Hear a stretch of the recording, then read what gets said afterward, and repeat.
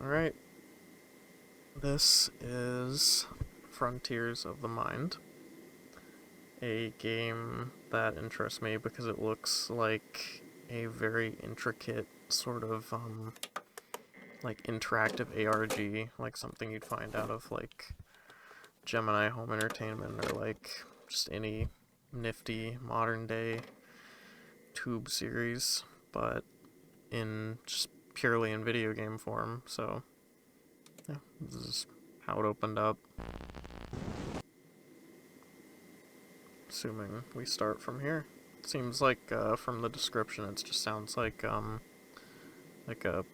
PI investigating old television program, like Maze Masters or something. So yeah, fun stuff. Let's cap off the night with this.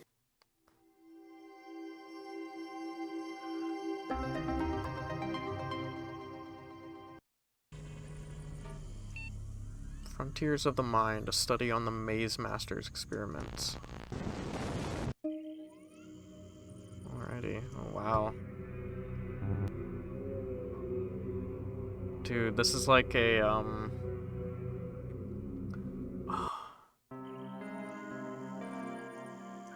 it's like a whole like old Windows 98 PC program. Between 1987 and 1994, the British channel Network 7 broadcasted 112 episodes of the TV game show Maze Masters, an interactive adventure targeting younger audiences. Okay. Oh. Produced by Third Eye Pictures Studio during 8 seasons, Maze Masters was an adventure role-playing game, staging groups of teenagers trapped inside a castle.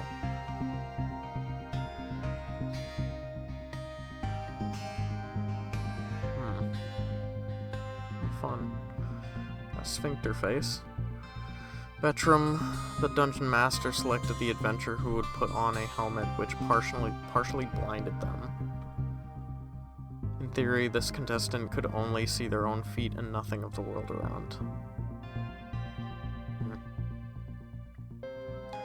Their 3 companions helped them from afar.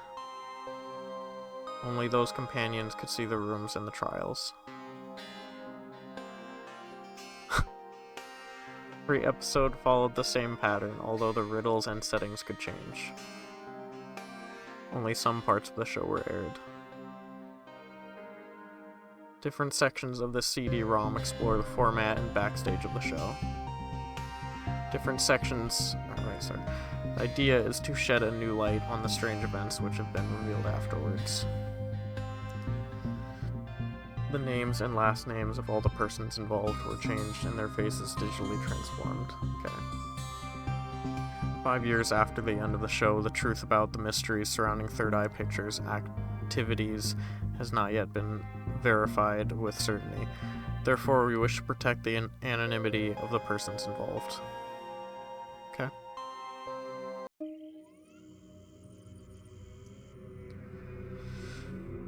So I'm assuming we just go from here. Players, characters, rooms, entities. Got Bone Man, objects, experiments, more. Yeah. Casting. Children chosen to take part in the show were selected according to a particular process.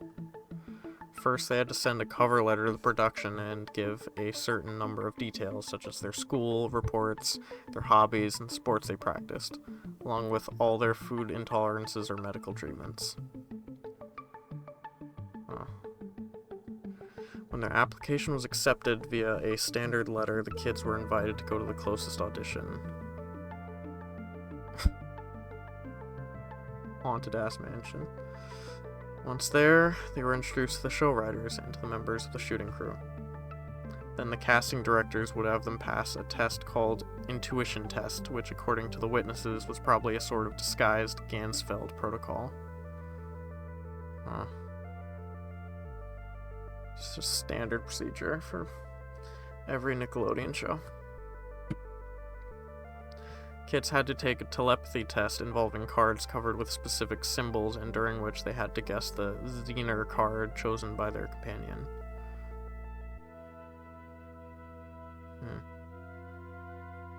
Children's always described this experience as a funny session, and apparently they never realized they were taking a cognitive test. Oh. What's that all about? In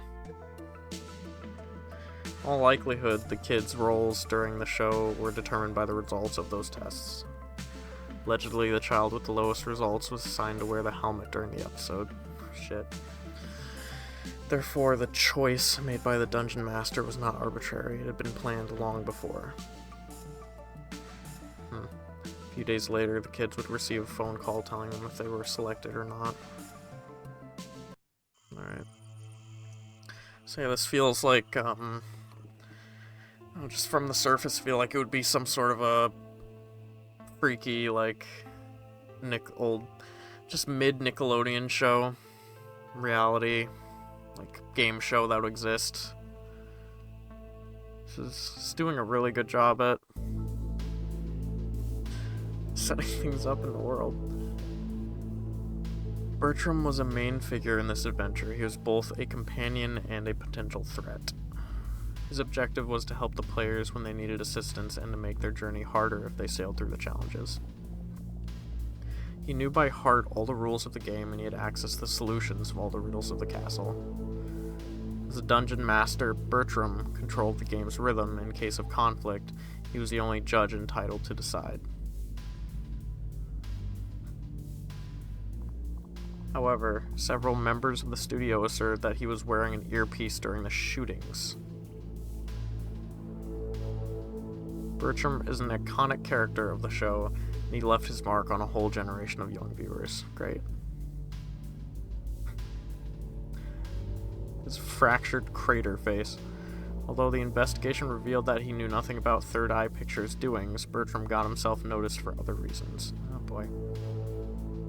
Several letters of complaint were sent to Network 7's headquarters reporting the fainting, fits, migraines, and headaches affecting some children.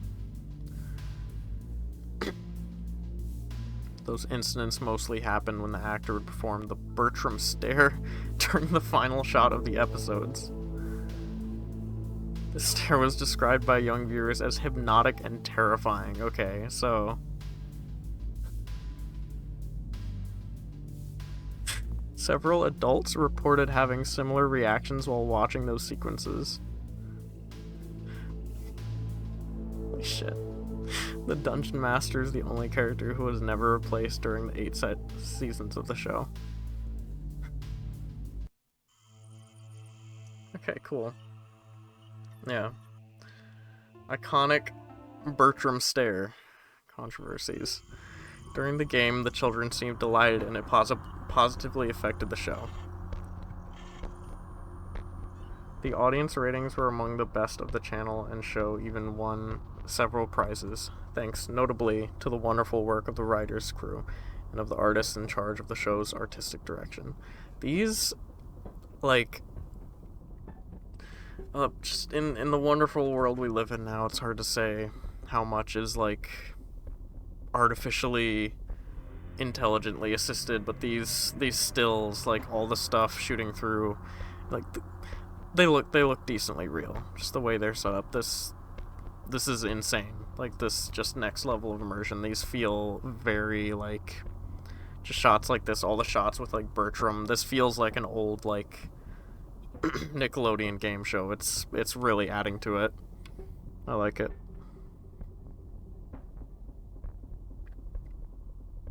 Yeah, this shit rocks.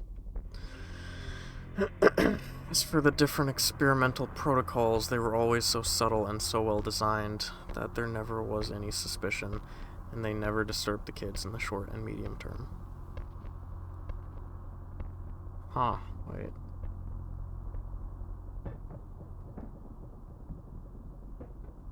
Okay, so anomalous tampering. At the end of each adventure, the kids would receive a certificate on which was written a text supposed to cleanse the different parapsychic suggestions to which they had been exposed. Although we do not know the exact number of accidents which occurred, 2 of them have been certified. The first one involves prototype number 2. This version of the helmet made it possible to show the adventurer's mental health in real time. Oh, perfect. Thanks to captors connected to the pulse and to the back of the kid's eye. Oof. Software is supposed to display a face which would change color according to the stress of the player. So, this fucked up painting here. Ugh. What a show. During one episode, the face suddenly turned into something gruesome. The skin was peeling off on its own until there was nothing left but a sinister skull. The kid wearing the helmet started to cry uncontrollably, and the episode had to be stopped in order to remove the device from the helmet. Jesus. The second incident is even more striking, and apparently was not related to the helmet itself, since no particular device had been integrated during the episode. In the course of a discussion with the jester, the player suddenly had an important nosebleed beneath the helmet. Important nosebleed. The so-called nosebleed episode turned out to be the starting point of the problems related to the jester. See, the jester incident. Okay, so this is gonna become a whole thing. This feels... I'm trying to remember specifically. This is giving me, like, old school SCP vibes. Like the, like, freaky Ronald Reagan footage where he, like, gets butchered in the middle of it. Just, like, weird, anomalous happenings through, like, fully documented stuff like this. I love how this is all set up. Just, like, these little buttons. This is raw. I love it. The case of the Bristol kids date back to the pilot episode, which was supposed to convince potential broadcasters to buy the show. The contestants were around 14 years old at the time of the shooting in 1986, and they must be around 30 today. We ignore the protocols the players were exposed to, and it took several years for the disturbing points to be revealed. The 4 young winners pursued brilliant studies right after the show, although they initially had low to middle grades at school. They all developed particular skills in biology and math so much that they skipped several years and joined special curriculums. So the experimental shit tails, like shit cocktails they're dosing them with, are making them, like, mega smart. Cool. The most disturbing element is that those young people did not know each other before the show, and they did not keep in touch in any particular way after the shooting. Eventually, in 1996, the 4 former contestants were invited all together and by chance to the prize-giving ceremony of a mathematics award, and that is where they connected the dots. Huh. So they all just sort of converged in the same spot. Proving the connection with the show would ultimately involve some speculations, but their participation to Maze Master's pilot episode is the only common point between those 4 gifted persons.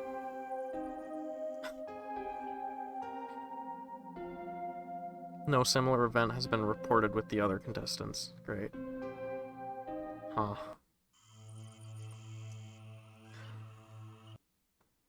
So some specific group of kids in the pilot experienced something different than what the rest of the kids through the rest of the show. 100 and, like, what, 13, 18 episodes? Like, holy shit. This is gonna be a lot. Characters. Oh boy. Now we're getting into the meat. Allies. During their adventure, the groups would meet several allies willing to help them. Charming. In addition to the Dungeon Master, they could rely on the assistance of Maldor the Chamberlain. He could be prankish and slightly terrifying, but he never refused to help the adventurers. Slightly terrifying. Easily identifiable with his red gown and his crown of white hair, his help often appeared as clues related to the forthcoming riddles. The contestants could also walk into Selma the Shepherdess, a young woman lost in the castle too. She never clearly explained how she arrived there, but she would give the contestants advice and directions. Why couldn't you just pixelate or blur their faces? Why was the method of concealment like the red eye tool? Just like all over like the meat, the skin.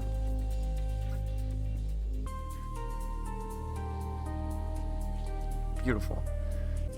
The help of Cora the Sentinel could be determinant. This wording is, oh god. I'm so glad I'm doing this at 1:56 a.m. This mercenary from the marshes surrounding the castle knew all the weaknesses of all the entities abounding in this place. Entities, you say? Other characters would appear occasionally. Garen, the apothecary, mischievous and wily. Alina, the Crimson Princess, the only bearer of the crystal rings. Okay. The character list is still long. Melvadesh, the groom, keeper of the dragon's eyes, King Khan's servant. Baggett, the innkeeper, well versed in the gossips going around the castle. Oswald, King Khan's counselor, compulsive gambler but faithful advisor. Okay. Salka's the shapeshifter elf. We do not know any of his other forms. Myrddin the wizard, descendant of the first druid. He was the only character who could bring a contestant back to life. Ending on that, huh? Enemies, spelled with 2 N's. Alright. Unfortunately, in Maze Masters, the enemies outnumbered the allies. There's so many of them, dude. In this section, only the human-shaped antagonists are listed and no other kind of creatures. See entities. Great. Lord Fear was one of the most striking ones as the final enemy the adventurers would fight in the throne room at the end of their journey. Cool. Goop Man. It's so, like, Star Trek-y Doctor Who-ian vibes. He ruled over several sadistic henchmen blindly serving his dark ambitions. Yeah, it's the good stuff. Aside from the Dark Lord, there was Queen Nargal, who would control the main entities of the castle. His faithful servant and counselor was the Jester himself. As from Season 4... Ooh. Okay.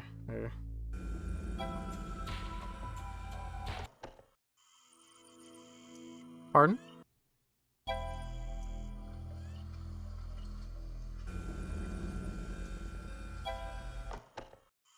Ooh, okay. Let's leave that one there. That's not programmed right. It's fine.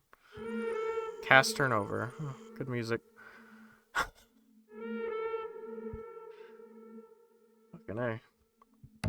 Although the incidents related to the cast of the show, it's New Order, remain quite minor, they are no less noteworthy considering the evolutions discovered later. It appeared that some actors got so lost in their roles that they were unable to break character. The actress playing Liliana was found asleep on an unsaddled horse somewhere in London's suburbs.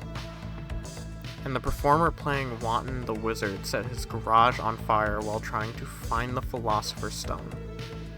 Huh. That looks like Bryan Cranston. Yet the cast turnover certainly remains the most curious element. Except for a few rare exceptions, most of the actors refused to keep their roles after their first shooting. Many reasons were mentioned, but the most common one was related to issues with the catering on the set, in particular the presence of something in the meat. Cool. People. people in the meat. Human meat. Or horse meat, like Taco Bell. Probably people. Or tofu. Jester incident. Shit.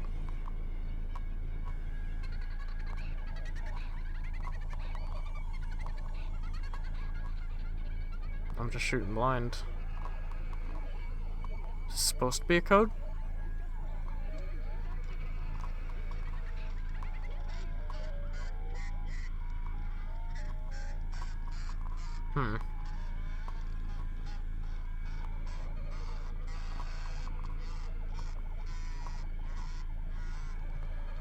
Jesus Christ.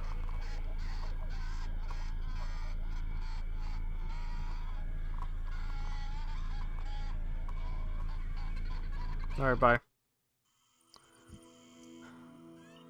Got a bad feeling I'll be coming back to that. Hope you guys are enjoying the audiobook I'm reading now. Rooms, safe rooms, lethal rooms, color rooms, secret rooms. It's giving me like NES Godzilla vibes, that old creepypasta. How intricate this is. Safe rooms. Oh, Jesus Christ. Enigma rooms. Although there were... I love this layout. Although there were many dangerous rooms in Maze Masters, the adventurers could take a break in some of them. Huh.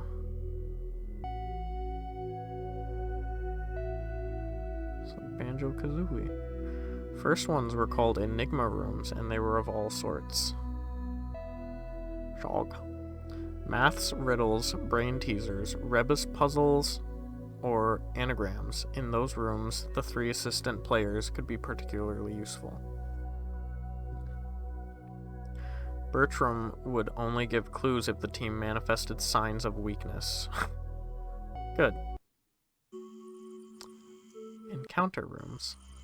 Encounter rooms were rooms where the bearer of the helmet would meet a character or a peaceful creature. Okay.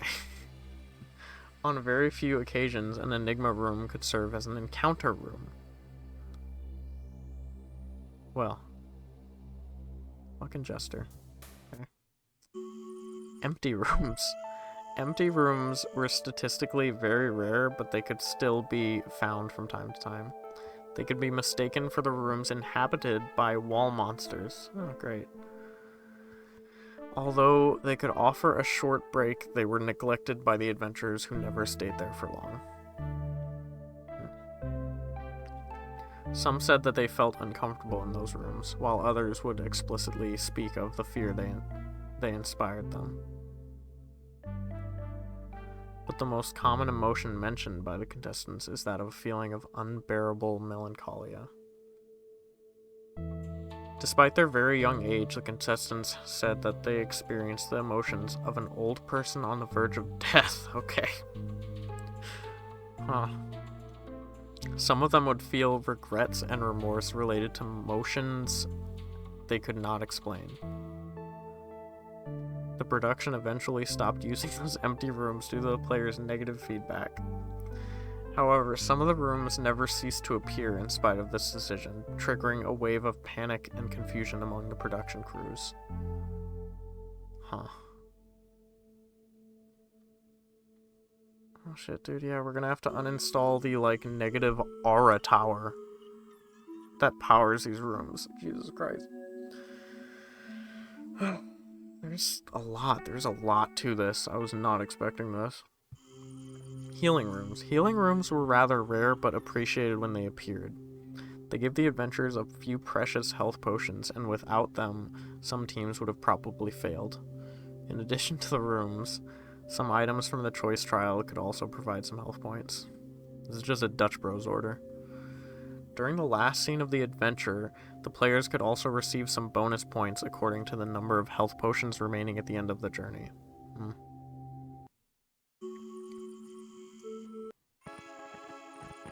Alright. Lethal rooms. Yep. Bomb rooms. Okay. I like this graphic.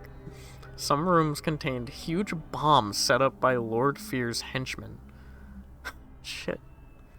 If a player stepped into one of those rooms, their friends had only 30 seconds to guide the player towards the closest exit. If they could not do it within the allotted time, the bomb exploded and the game was lost. What the fuck? Totally normal Nickelodeon show. Trap rooms. Apart from the bomb rooms, the players could also walk into what was called a trap room. There were different types of them, and just like the bomb rooms, the player had to follow their friends' indications in order to escape the threats. Circular saws, blades tied to pendulums, huge gaps in the ground. There was a great number of threats. Bone zone. If they failed, the players would lose points. If the number of health points reached 0, the game was over. Skull again.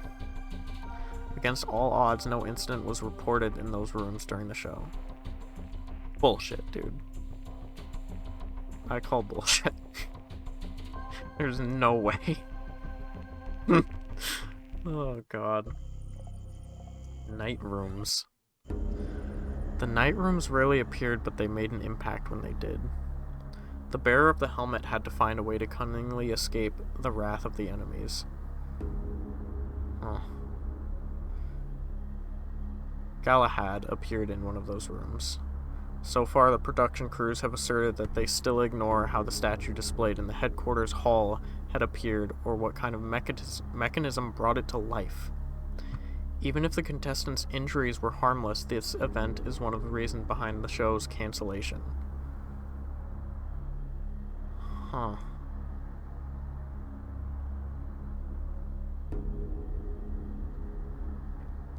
So major point towards cancellation has to do with... Oh, man. Okay, so statues coming to life. Gotcha. Random rooms. The random rooms are the least documented rooms since none of them was aired on TV. They looked more or less like normal rooms, and the only feature that would set them apart was the apparition of specific enemies in these rooms. Ugh. The only random room which could be recorded off-air was the one containing the pit brain, as it was called by those who mentioned it. Nonetheless, they were unable to describe their interactions with the entity. Cool. Got stuck in the dome. Color rooms. Ugh. Green rooms. The gameplay of the green rooms was particularly distinctive.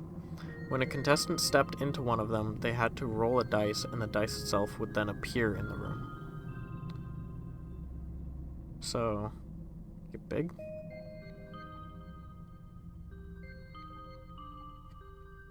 Once the dice rolled, it turned into a kind of portal emerging in the room. It was actually a gate, which would take the player to another part of the castle. The exact location was decided by the dice's result. This mechanism appeared in several episodes. During one episode in Season 3, the portal apparently opened a gateway to a dark and terrifying dimension. This place was systematically called the Dark Place by all the contestants who came back from it. This incident happened twice during Season 6 and 8. There was so fucking much of the show, dude. How did it last that long? The feelings described by the contestants express a sudden and frightening existential angst, which would follow them until the last scene of the adventure. See Healing Rooms. The contestant who went to the farthest point into the heart of this dimension found what would seem to be a watchtower. What? He mentioned a dreadful presence overlooking from the tower, but he remained unable to define it.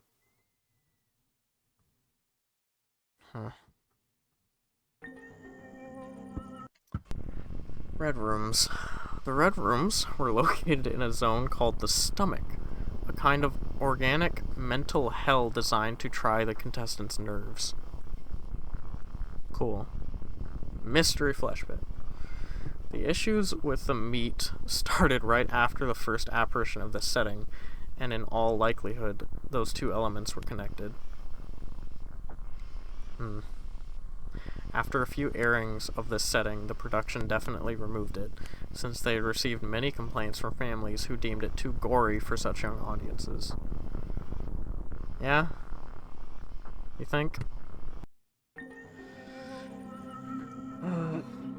Can only get better.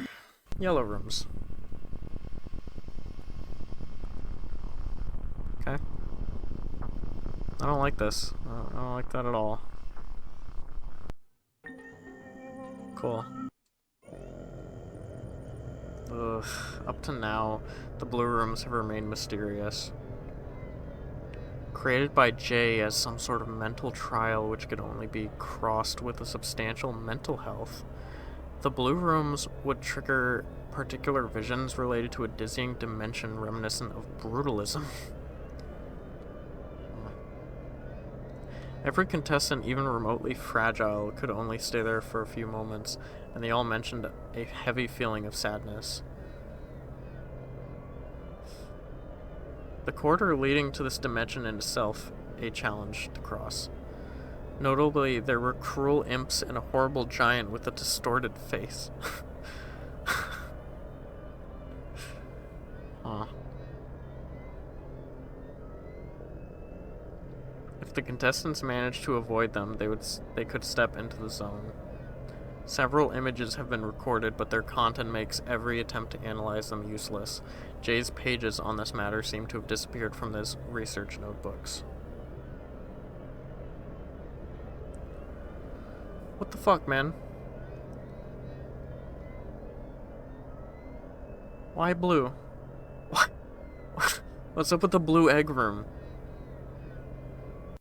These poor kids. Oh my god.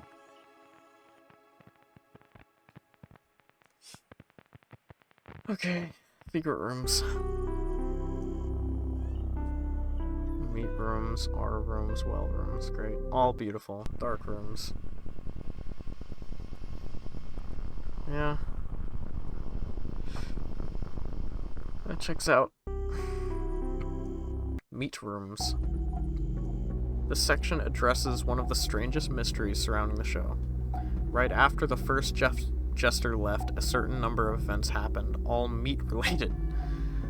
Apart from the panic concerning the catering, several rooms in the castle were found packed with pieces of rotten meat taking the place of the props that were supposed to be there.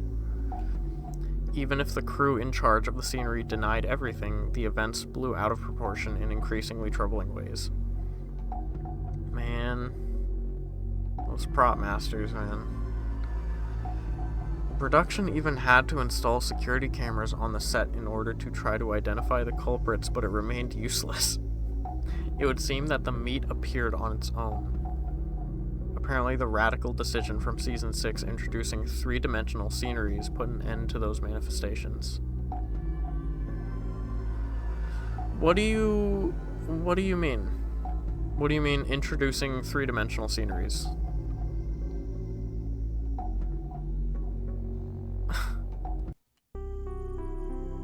Aura rooms. The different documents found after Jay went missing prove that he was particularly interested in aura phenomenon and the Curlian effect. Obsessed with all the alternative ways that would allow him to corroborate his theories, Jay was convinced that auras could confirm the efficiency of his protocols. In one of the rooms of the castle, there were special cameras which could capture and show auras on screen. Quite unexpectedly, only the aura of the room itself appeared, but no human presence was recorded by the captor.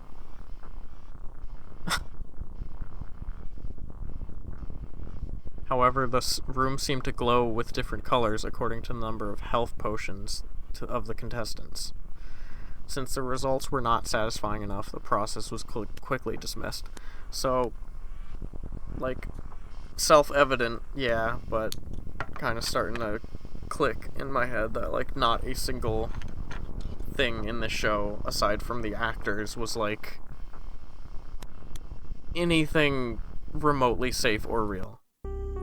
Like, mentioning, like, an aura of a room captured with special devices changing based on what I thought was just like a game mechanic, like a prop. Health potions. At some point, we're gonna read what a health potion is, and it's not just gonna be a fucking prop. Well rooms. The well rooms would appear at random. If a well had actually been built especially for the needs of the show, the original prop painted by an artist disappeared from the studio. After this theft, wells started to emerge from the ground in random scenes. Just like the meat apparitions, this issue was stopped by the shift to digital sceneries. Oh, okay. Okay, 3D as in like computer graphic 3D. Okay. The most striking well was the one leading to the purple dimension. Okay. Okay. Purple dimension. Okay. Got a grasp of the rooms. Feels like we're halfway through? More. Nope, not even close. Okay. Ah, shit. Strap in. It's entity time. Wall monsters. Wall monsters were special features of the show, and we find very similar examples in other bestiaries of legendary creatures. It is difficult to say if they were allies or enemies since their behavior was always unpredictable. They would randomly appear in empty rooms, and nothing in particular seemed to announce their arrival. If the wall monsters made sure to terrify the assistant players, they were only a voice for the bearer of the helmet. Huh. I like it. Somehow they represented the spirit of the castle. They knew its history, and they had watched the adventures of all the players. When we try to decipher their particular way to communicate, we find in their words a sort of ancient wisdom. Their size and colors revealed how dangerous they could become.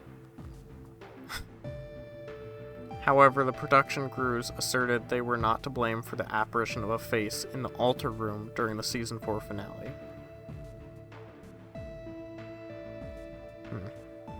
So ghost sighting.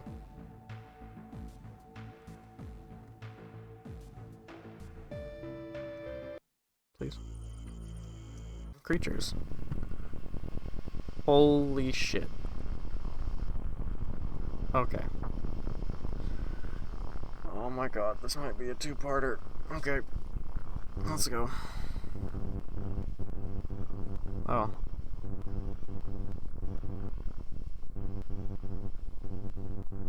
Okay. Can't open any. This is the worst thing I've ever looked at in my entire life, I think. I think this might be it. Dude. I don't think I'd, like, be happy if I watched this as a kid. I don't think, like, I would, like, feel that emotion anymore. I don't know. This would ruin me.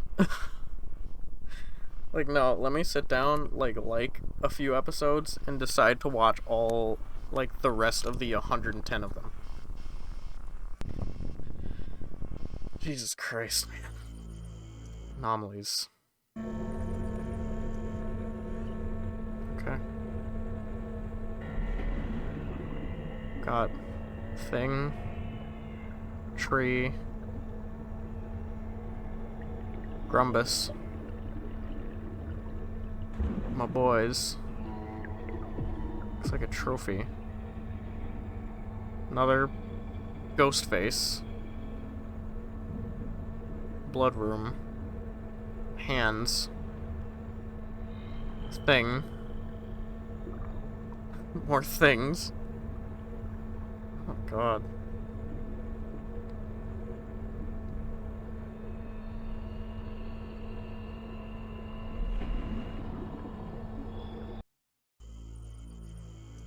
I was not a fan of that. That did not make me feel good.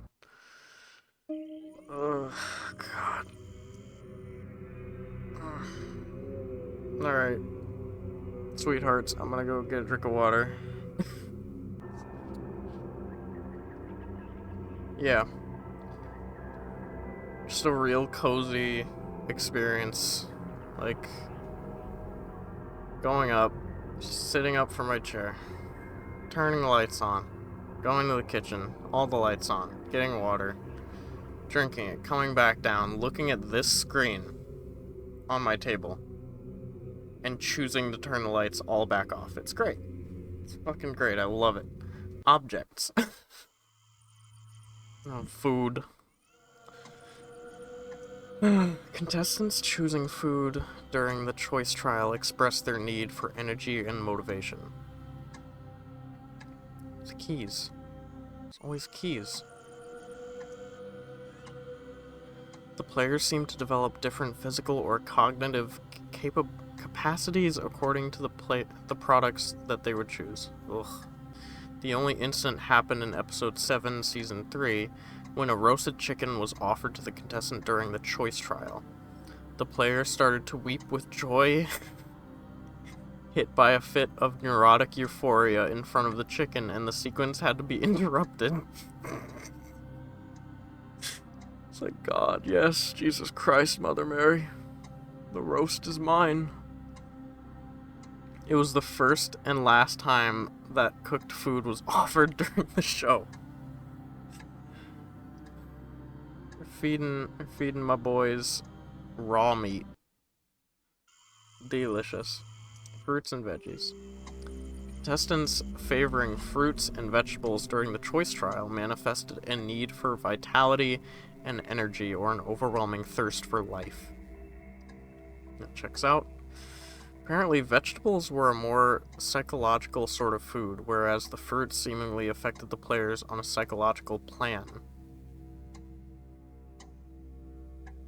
Okay. Physiological plan. Okay.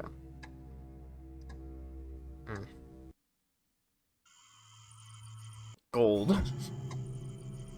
Each contestant who would choose the gold bar seemed to be searching for eternity and inner wealth. Jester again. His longing for accomplishment was what? Why? What's my boy doing there? It's just... ugh. This longing for accomplishment was almost pathological, and it often appeared through hasty and inconsiderate decisions and through overconfident reactions. These fucking keys. And yet the contestants who would choose gold usually led their team to victory. Okay. Key. There we go. Contestant who would choose the key expressed a longing for freedom and knowledge, a need to unlock a zone in their own mind, or to express their determination to resolve a complex inner conflict. Okay.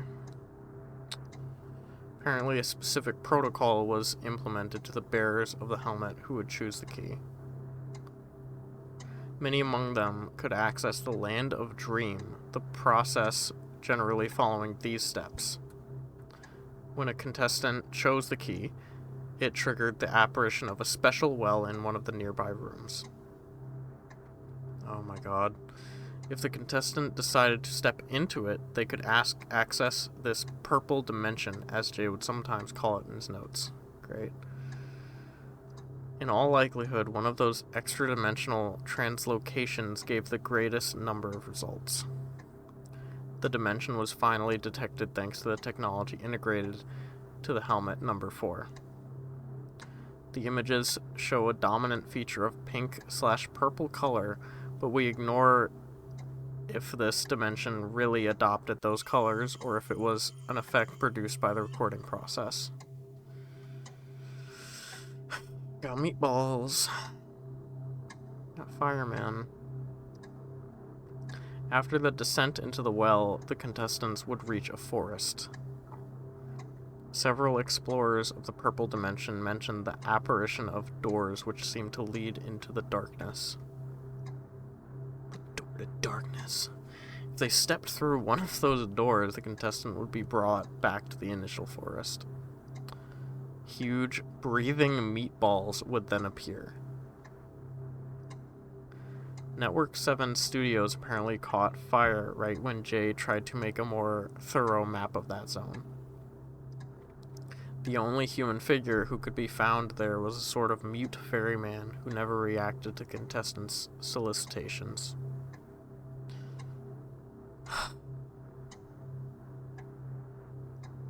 This is, like, the coolest thing I've ever played, at the same time that it is, like, legitimately making me dread each thing I click on. I love it. I hate it, it's terrible, but I love it. Pie. The kids who would choose the pie expressed a need to share, or on the contrary, a yearning for acknowledgement. Okay. The pies were presented a few times to the contestants, and those who would choose them seemed to be more likely to find themselves in the yellow rooms. Oh. The pies in the show were prepared in a nearby bakery which has never accepted to reveal the recipe, a family heritage from generation to generation. Human meat, human meat, human meat. It's human fucking meat. Stones. Several precious stones were offered to the contestants. Those who would take them during the choice trial expressed through this decision a need for anchoring or for personal stability. Several stones of colors were submitted during the trials, and apparently the red ones were the stones that would trigger the greatest number of negative reactions among the contestants. A lot of like, good guy, bad guy color theory in this. Glove. Each contestant who would choose the glove sought a feeling of protection and safety, but also expressed a need for limits. Choosing the glove could be useful to solve the struggles the team could meet, or it could reveal a much more personal need from the bearer of the helmet. The fabric the gloves were made of affected the statistical frequencies of that choice. The contestants seemed to prefer the real leather gloves, and they never chose the gloves made by synthetic fibers. That is... yeah, now we know. This is like the authentication chip. This is... burned in my brain. That is a Skyrim skull, if I'm not mistaken. Like, dead-ass Skyrim skull. Dog. Flask. Great number of distinct flasks were presented to the contestants. They were labeled with tags supposed to give information about their content. Homer. Does it say Weezer? The fuck? It was proved later that those flasks were filled with sand, oil, or bicarbonate of soda. Each contestant who would choose the flask expressed a yearning for fierce motivation or for luck. The contestants seemed more unlikely to take interest in the flask with the more grotesque names on the tag. The corks were sealed after Season 2 when a contestant drank a whole flask of oil before the crew could react. Damn. Yeah, it sucks. Weapon. Every weapon submitted to the contestant's choice was fake. That's good. The players who would choose a weapon were sometimes motivated by a desire for revenge or by a feeling of deprecation. When there was a weapon on the table, it was systematically chosen. Worried by the message it would deliver, the production eventually decided to considerably reduce their presence until they were finally completely dismissed despite Jay's sharp disapproval. Yeah. And that'll happen when you're preparing on a trip into the, like, hell dimension.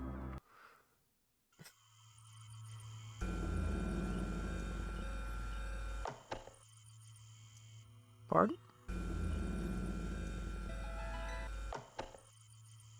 Okay, probably important. Bone. Cheese. All the contestants who would select the bone during the choice trial seemed to be motivated by a need for rebirth or for a sort of psychological reinvention. Choosing the bone was about accepting your own ending in order to live again. Each contestant selecting this object would often display signs of excitement and a great physical condition, along with a disconcerting ease to move around in spite of the helmet.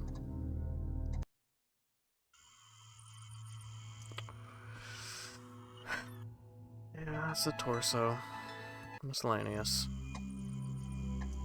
Among all the objects offered to the contestants, some of them did not belong to any particular category. A jog in the shape of a buffalo horn, a spellbook, figurine, salt, an hourglass, a dish towel, bar soap, vase, bell. Okay.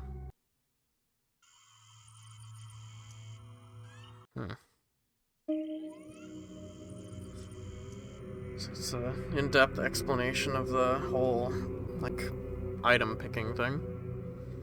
Experiments. Oh boy. Helmet. Okay. Remote viewing. After Jay went missing, it appeared from the different documents which were found that he was particularly interested in experiments related to remote viewing. Jay was captivated by the CIA's research on this matter, and he had consulted the entirety of the research conducted by Russell Targ and Harold Puthoff at Stanford University. Here's Secret History of America's Psychic Spies. In his notes, Jay mentions the mysterious Oracle project, and we believe it could be related to Protocol 12. The Oracle project was something I cannot remember, but I'm pretty sure that's real. I think that was a real thing that happened, or at least a documented thing that happened. During the last 3 seasons of Maze Masters, the helmet was probably equipped with a device allowing a kind of remote viewing, but no proof of results related to that research has ever been found.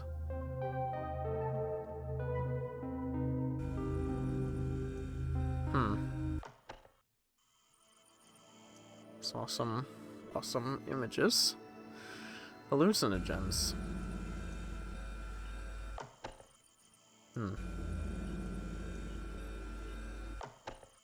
Take a wild guess. Brain camera.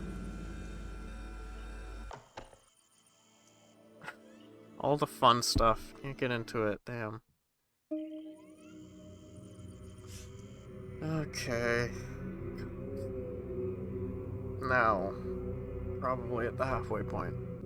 So now it's getting more into the network. Third eye pictures. The information given in this section is, to a certain extent, speculative. It discusses the doings of a certain J, redacted, and the different groups he supervised. The Self Bureau, the Dream Clinic, and at times of the events, third eye pictures. Jay's scandalous personality and his different aliases, not to mention the eccentric gossips about him, have all blurred entire parts of his biography. According to certain elements from our investigation, this individual known as James Jeremy Jacob Jasper came from Wales, and he could be around redacted years old today. If this person was indeed identified by several witnesses who spent time with him, there is no trace of Jay or his aliases in the British Administrative Archives. 5 years after the events, a certain number of former members have accepted to speak out, enlightening us concerning a few elements about their experience. Oh boy. Okay. Origins and receipts. Self Bureau. Let's start here.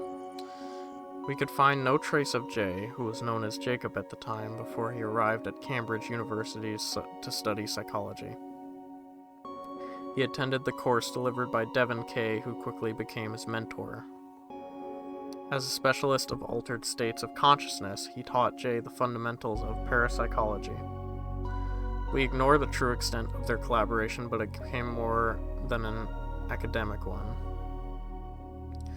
Jay would spend all his time in his teacher's lab, and he had to retake a year on account of his many absences. Oh, great.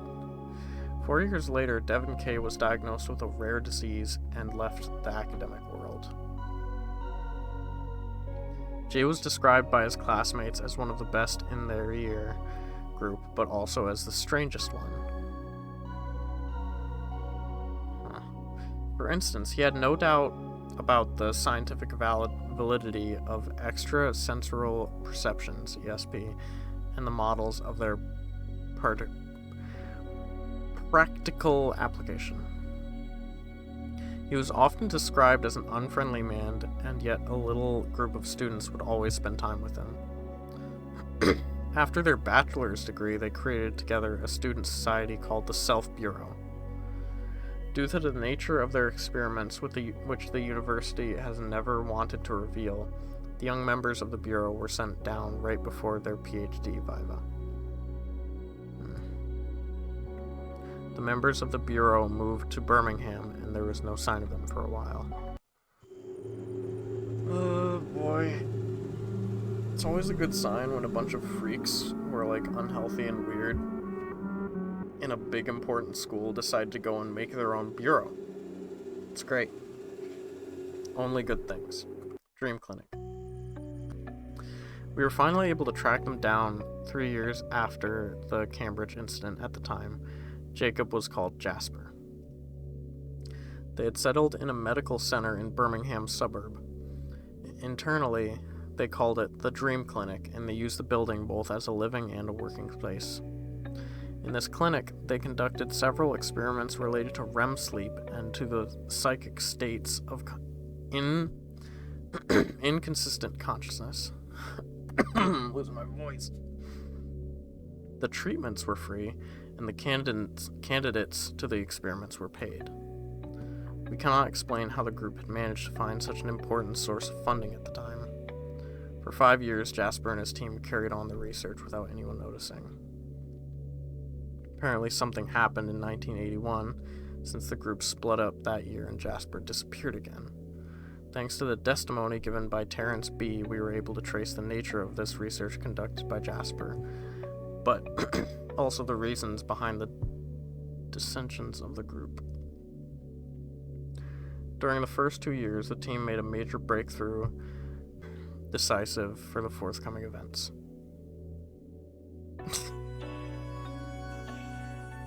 They argued they had identified a dream dimension containing spatio-persistent places and zones which could be visited.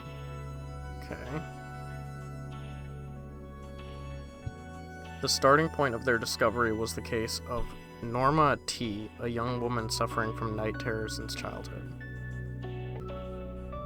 Thanks to an ultrasound therapy treatment paired with hypnotic suggestions, Jasper managed to help the patient. But Norma became subject to recurring oniric visions, which lasted several weeks. Jasper used the same treatment on other volunteers in the clinic, and the results exceeded their expectations. They experienced the same visions, and they became systematic despite the complete isolation of the patients. At first, the images were peaceful. A little bridge leading to a calming sea. A majestic tree bathed in light. And as they walked further into the dreamlands, the visions became more symbolical, even mystical. The candidates mentioned visions showing huge eyes staring at them in a face of cyclopean size. That looks like a room there. All the candidates explained that after a little while they would see a sort of tunnel or an arch shaped by trees, and at the end of this strange corridor, a door or a gateway would appear.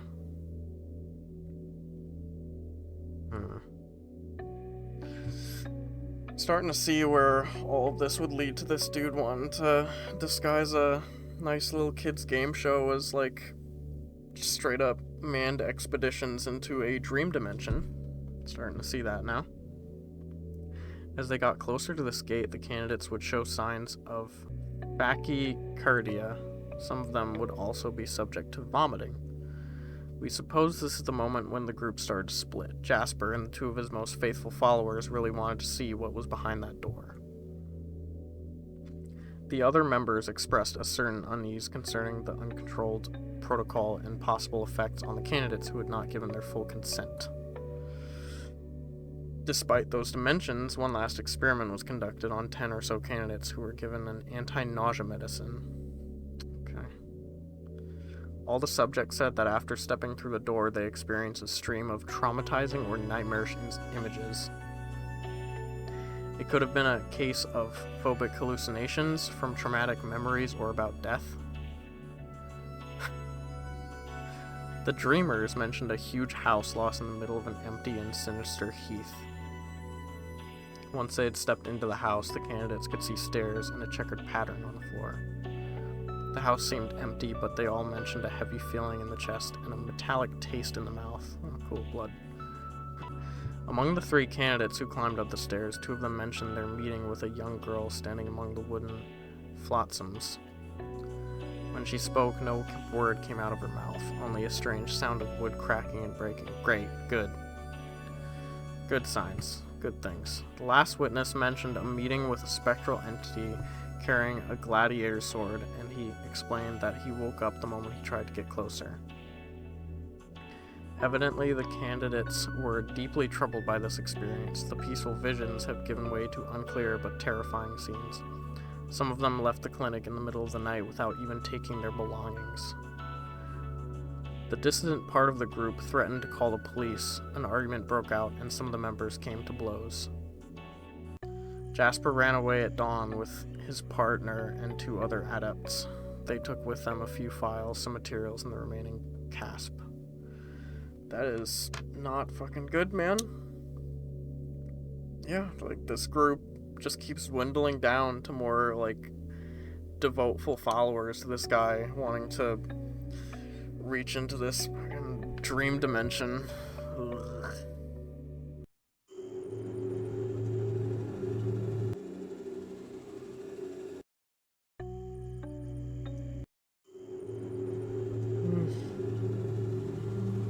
Prague years. We only knew a few things about this period, but several compatible elements confirm that Jay and his acolytes went into hiding somewhere around Prague. They became extremely discreet, and it would seem that they were invited by an acquaintance on site. We found no trace of rent or bills under their names, but after the fire at Network 7 Studios, we did find a few pictures in Jay's office.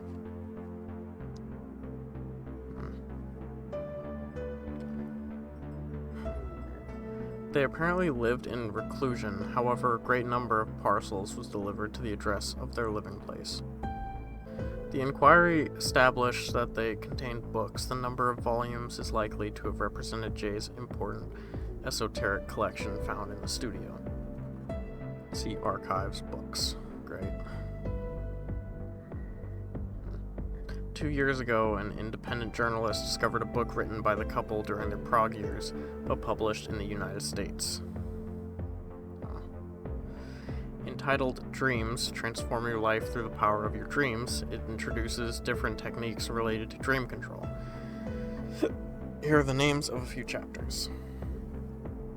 Painting the imaginary tree, taking a mental self-portrait, third eye, identifying your personal archetypes, building a house of dreams, sketching dreams, digging into the unconscious, such cool art, learning to fly, on the dream highway, posing a visual question, building a dream temple, setting your dream self free. So just obsessing over this whole, like, world in our sleep. Okay, TV production. Here we go. Network 7. As soon as he came back to the United Kingdom, Jay put a lot of money in different kids' TV programs on the cable channels. Here are a few noteworthy examples.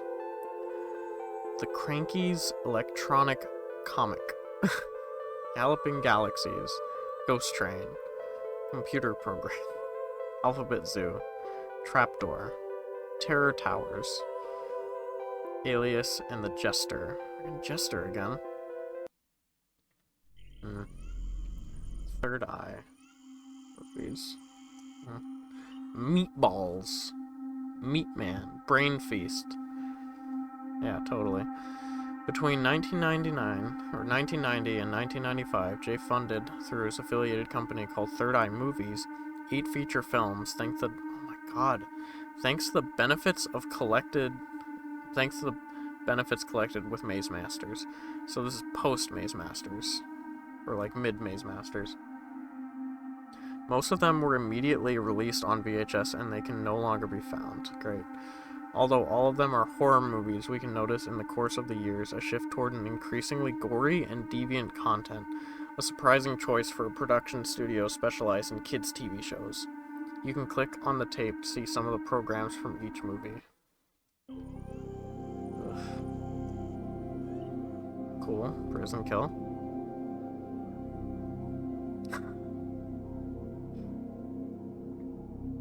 Hell yeah. Evil Eye.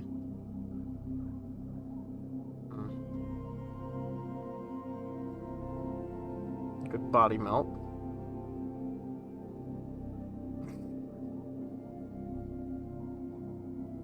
Jesus. Dead Planet. Yeah. Good stuff. Alien Jars. Fucking guy again. This guy again. Alright, things are starting to loop a bit. Brain Feast. Huh. There's in fact there's some sort of brain feast going on. Meatballs.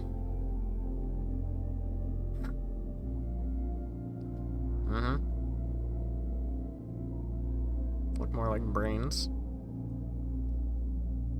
This is just a screen. Okay. This is a screen cap from Body Melt. I know that because I fucking watched this movie a couple months ago. Highly recommend it. If you can actually, like, stomach, like, the worst 90s, like, practical gore in cinema.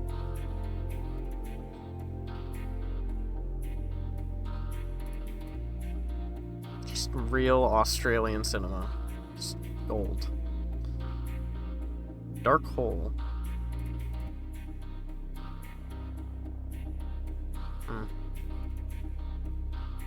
Good.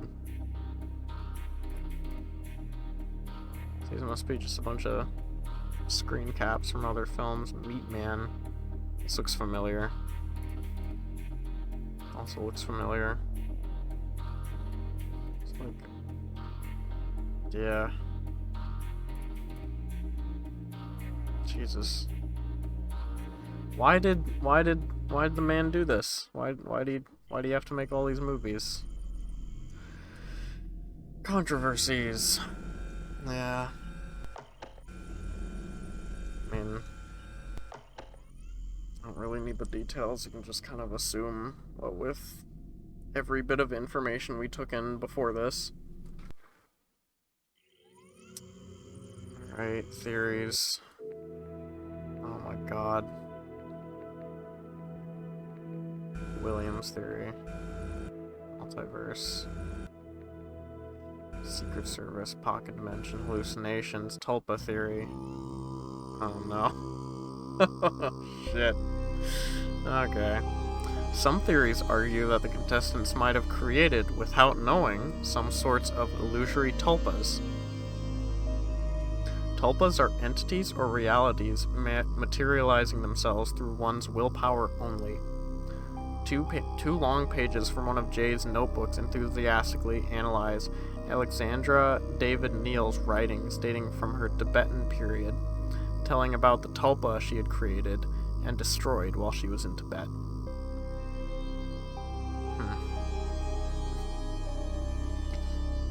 Yeah.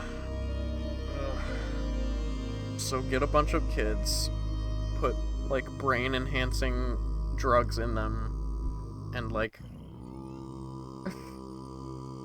brain mush helmets on, and get them all to go through the same, like, trial over and over again. Yeah, I can see it happening. Hmm. Cult. The theory okay, yeah, probably tell where this is going. Theory according to which Jay behaved like a guru with the people around him is unfortunately quite solid. Yep. Uh, from the Self Bureau to the Third Eye Pictures, he never stopped pursuing parascientific goals colored with New Age nuances. Almost all his adepts refuse to talk to us. Most of them seem to be fearing for their life. It can be noted that today Jay is still somewhere outside, and it could explain their reluctance to speak out.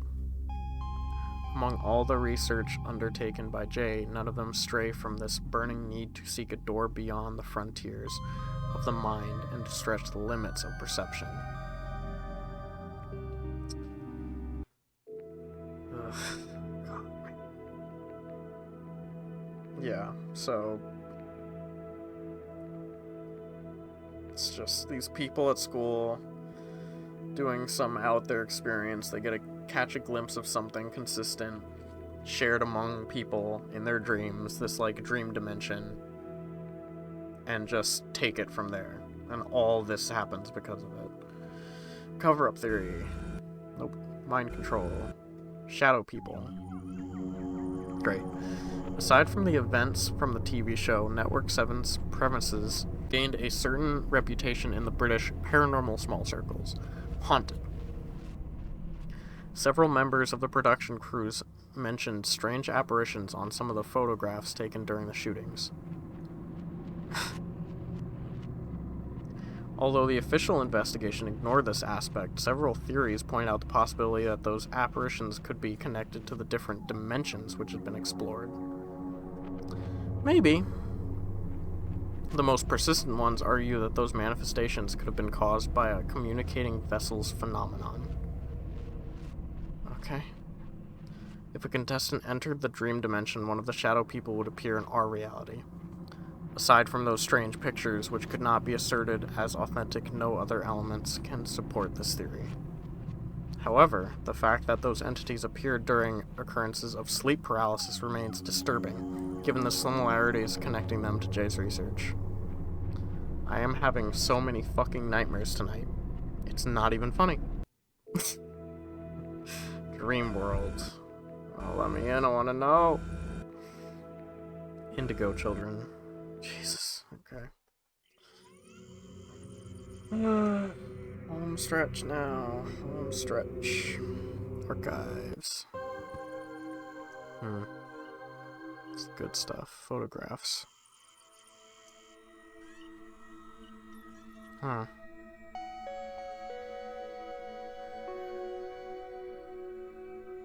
Coming through a bit meaty. So if he made those movies, those 8 movies after, like, the Maze Masters thing, it feels like I'm seeing this pipeline of, like, Dream Door to, like, Meat Obsession. That is decently concerning. Just the aspect of, like, I don't know. Because there are points in descriptions for what happened through the show where they sort of vaguely mention doors. Just off the top of my memory, taking in all of this at once, but I don't think anything ever came close as the the purple well thing. I don't know where this is leading, but it is very interesting. And books listed below were all found by the firemen in Jay's office.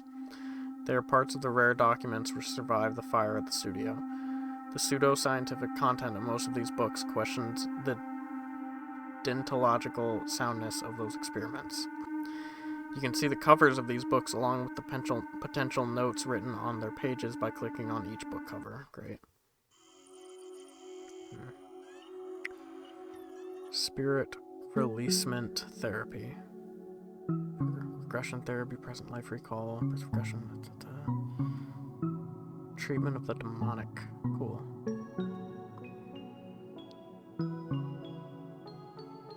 We have like multiple personality, background history, chapters, Sphinx and the Rainbow, Majesty of the Brain, frontal left and right brain, time as a river, biological clocks and counters, psychological bricks and mortar, Jesus, time, space, reason, and intuition, frontal brain power, stream of thought, forecasting brain, brain stream and forecasting, shapers of the stream, the higher and lower brain, how personal differences shape the stream, mind beyond brain, or the question of a higher shaper. Puzzle precognition, the first experiments, beyond card tricks, the hard science impact, the ultimate heresies of Puthoff and Targ. It's them again. Holographic mind, Maelstrom, Austin, question of holographic universe, precognition vistas, problems of information transmission, contact between worlds. Into the rainbow.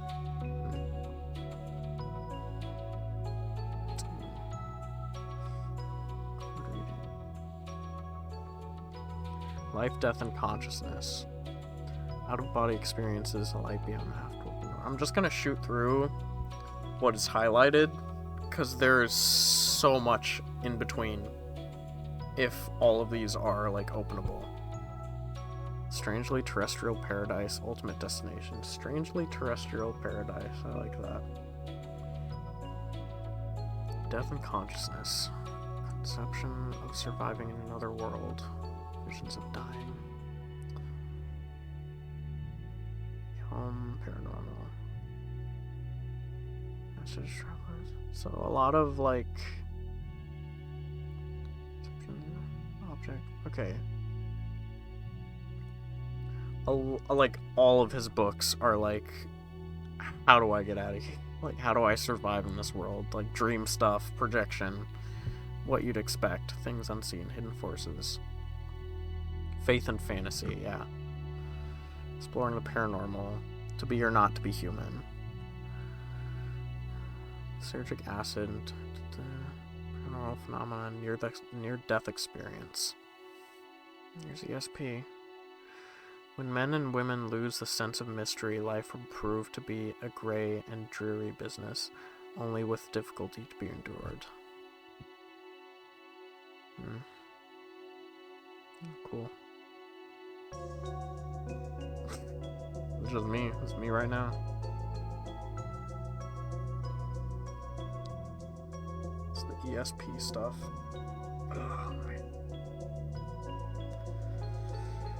This is funky. Search for psychic power. Mass broadcasting experiment, card guessing experiments. Yeah. Exploring inner and outer space. To the higher power who guides us all from our inner and outer space, and to all of us who are growing in awareness of our immortality and our multi-dimensional being. Quest for reality, inner-outer space connection. Yeah, space travel. Darkness walks. The shadow people among us. Mystery of shadow people, negative shadows. Hat Man, getting rid of shadows. Yeah, so it feels like he was just grasping at literally whatever he could from any source he could get it.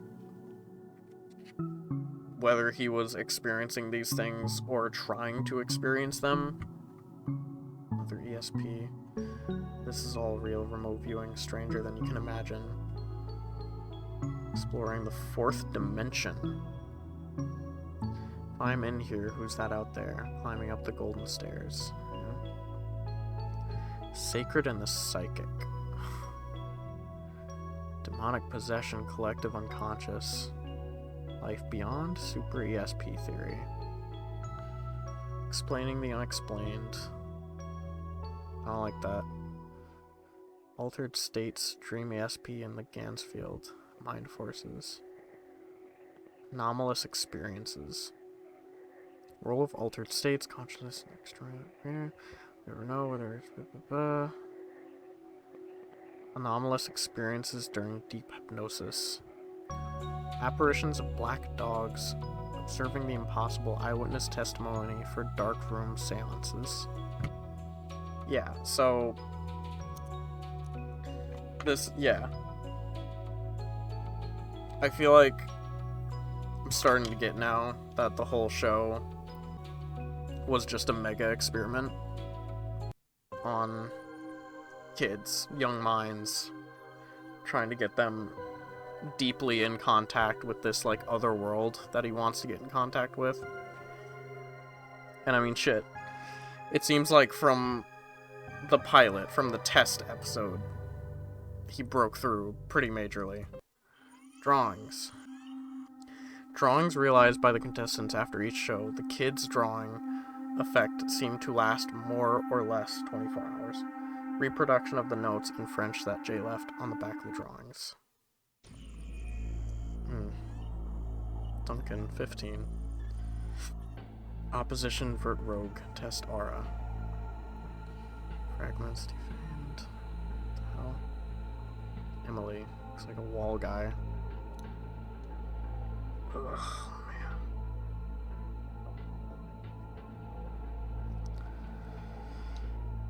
man. This is so much more than I thought it would be.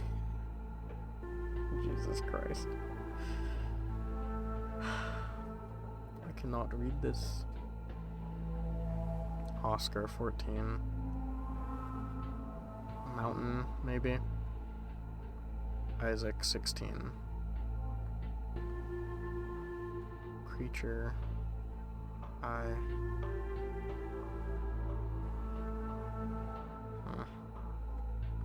Elliot, 14. Some more scribbles. Jolene, what do they mean by, like, the kids drawing? Like, is that another incident? They all just decide to draw all at once? Christine, 15. Because otherwise, it's just kids' drawings. Yeah, I mean, going through this program, like, you're fucked for life. Like, there's no recovering from that, and it's gonna reflect in your drawings. Ugh. Godzilla. Oh, this is a monster killing a lot of people. Leviathan? I caught that. I understand that well and clear. Helen, 14. A purple dimension. Sad son. William, 16. This is... yeah, it's a helmet. A bunch of spaghetti.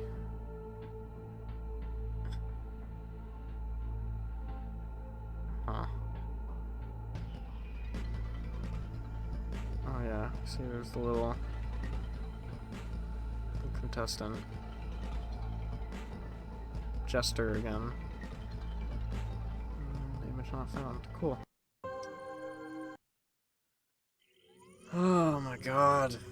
Network 7. Oh my god. Filming crew. Yeah.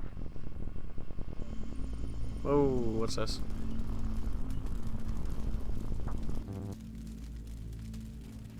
History. Just because it burned.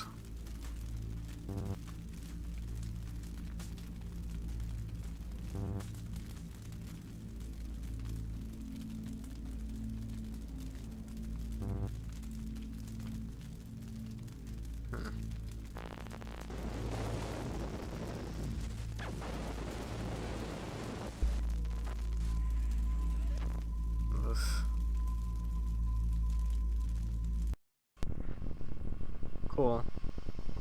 Yeah, so I guess that's to imply that their history is burned. Just burned away. Gone. Authors, creative teams, programs.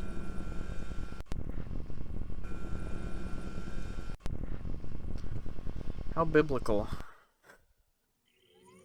Missing footage. Oh shit. Thanks, bonus. Oh my god. David Rowe art. Huh. Yeah. Seems like it's all real.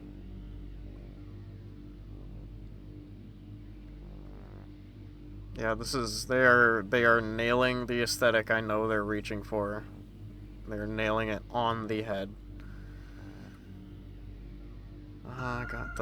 Got the meat room, dark room. My boy. Jesus. Video games. Maze Masters. Oh, so they did make games. Titanic sailed for...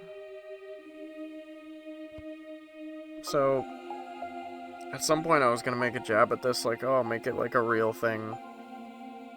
It's totally possible. Probably not to the extent of, like, this universe, but something simplified.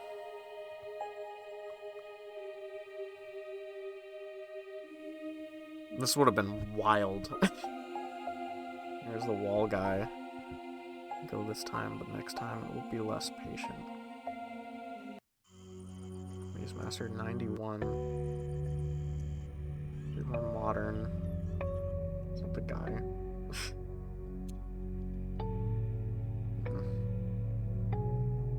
More dungeon crawlery, inventory. God.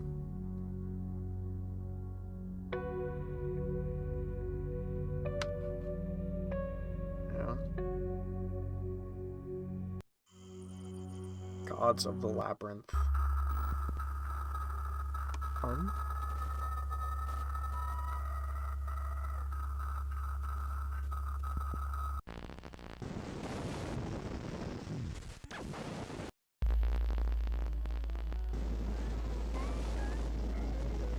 Oh, there's the door.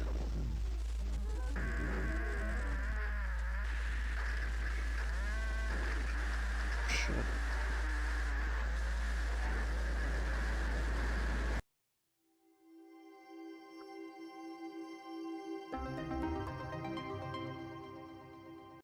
Huh? What do you mean? What do you mean?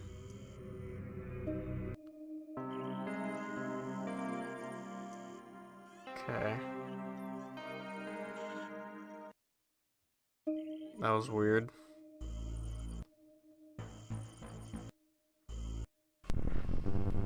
Okay, everything's the same. I pray it's all the same. Gods of the Labyrinth, okay. Strange. Board game. I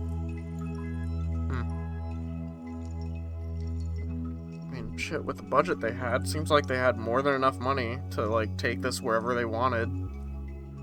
So yeah, video games, board games, stuff that spans, like, 8 or 9 seasons of a show.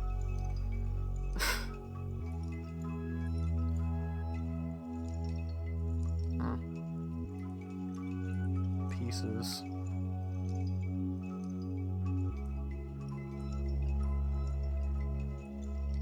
This is very involved.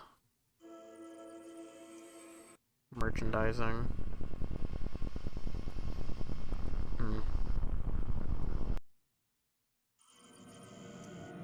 Oh.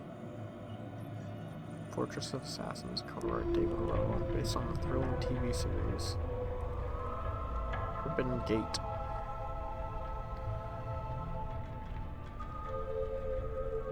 Puzzle book based on the TV. How? Oh my god, man.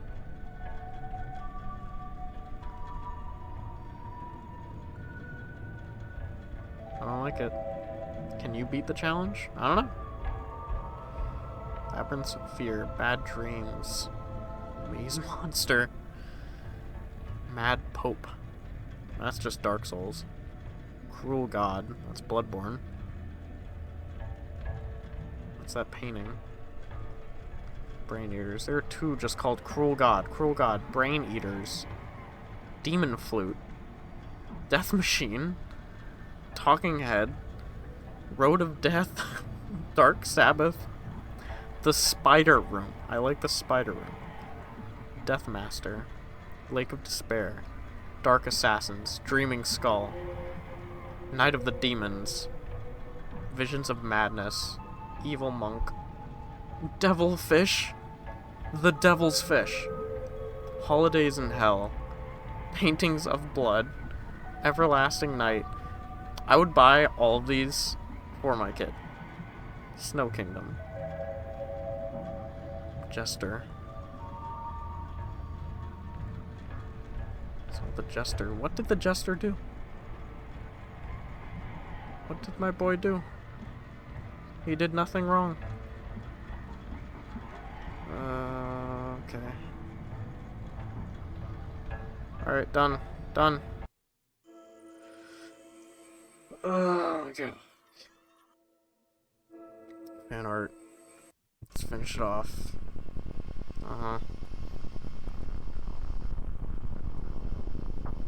Totally. Jesus Christ. Is credits the only thing left? Or just text and research. Translation. So this is fake credits. Contact, click here. Excuse me?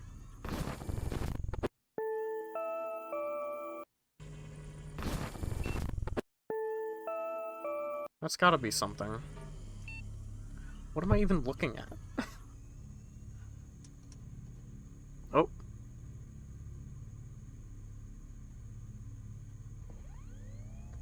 Shit. This feels like...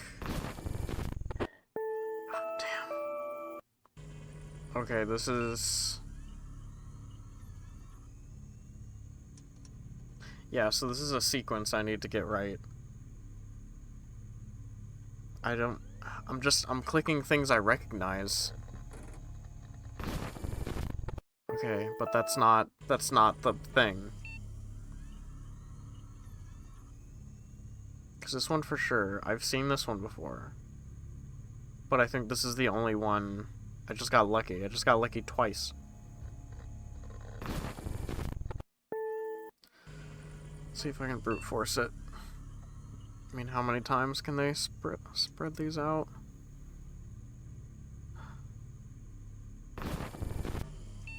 Come on, get me in. Let me in. I know the secrets.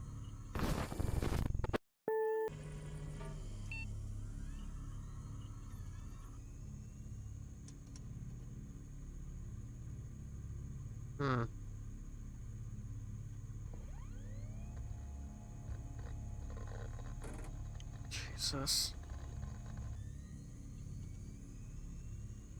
I still just don't know what the connector is.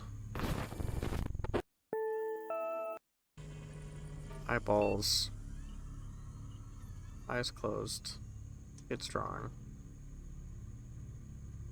This. Graph.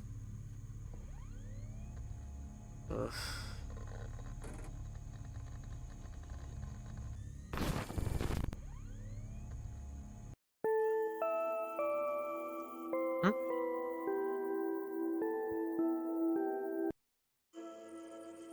What do you mean?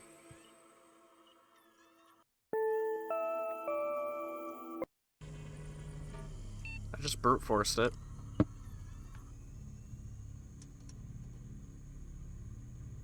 It just booted me back.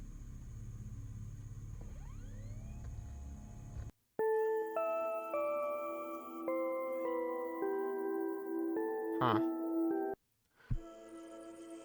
I'm assuming that's another part of the whole treasure hunt. This is insane. I know there has to be more to this than I have explored, but I am sleepy. And when I started this, I thought it would be like an hour overall, and this game just ended up taking the spotlight. It's incredible. This thing's incredible. Like I have not seen something like this probably ever. Like, a program like this, in this format, in this genre, like this interactive ARG through a CD-ROM. Like, I love it. Yeah. I'm gonna bounce. Have a good night, ladies and gentlemen. Farewell.